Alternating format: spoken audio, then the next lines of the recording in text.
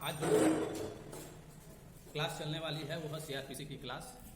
और सीआरपीसी को जानने से पूर्व हम लोग इसका ऐतिहासिक हिस्टोरिकल बैकग्राउंड जानना बड़ी जरूरी है कि हमारे यहाँ जो आज सीआरपीसी 1973 का जो ड्राफ्ट दिख रहा है, जो कानून दिख रहा है, उसके पूर्व में क्या दशा थी। उसके पूर्व में 1882 से पूर्व संपूर्ण भारत के लिए कोई दंड प्रक्रिया संहिता नहीं थी।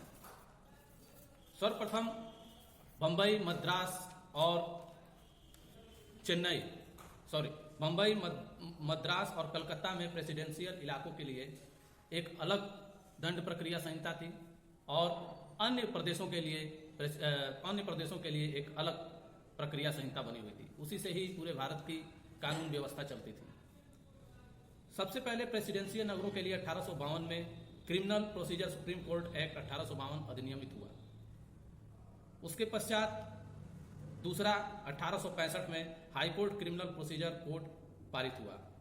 विभिन्न प्रांतों में दंड प्रक्रिया संहिता से संबंधित अधिनियम प्रांतों के लिए 1861 में,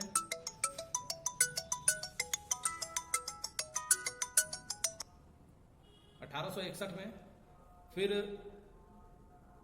1872 में, यानी 1861 के लिए और 1872 में प्रांतों के लिए एक अधिनियम पारित किया गया। पहले तो अलग अलग प्रांतों के लिए अलग अलग प्रोसीजर कोड था, क्रिमिनल प्रोसीजर कोड था, लेकिन धीरे धीरे रेसिडेंशियल इलाकों को छोड़ करके अन्य प्रदेशों के लिए, अन्य प्रांतों के लिए जो है 1861 और 1872 में क्रिमिनल प्रोसीजर एक्ट आया।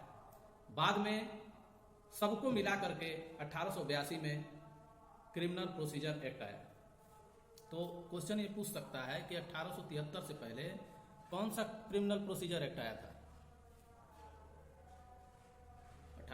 1973 से पहले कौन सा क्रिमिनल प्रोसीजर एक्ट आया था जो रेसिडेंशियल इलाकों में भी और अन्य प्रांतों में भी लागू था। 1852 में नहीं, 1882। ठीक है, तो मैंने आप लोगों को क्या बताया, किन किन प्रांतों के लिए आया था। मुंबई, कोलकाता, मद्रास, चेन्नई नहीं, बम्बई, कलकत्ता और मद्रास, ये 3 प्रेसिडेंशियल इलाकों के लिए जो है अलग प्रोसीजर एक्ट बना हुआ था, जो आपको बताया। फिर से अन्य प्रांतों के लिए भी अलग, मतलब अलग अलग जो प्रांत थे उनके लिए अलग अलग कानून व्यवस्था थी। वहाँ की दंड प्रक्रिया संहिता अलग अलग प्रांतों के लिए अलग अलग चलती थी।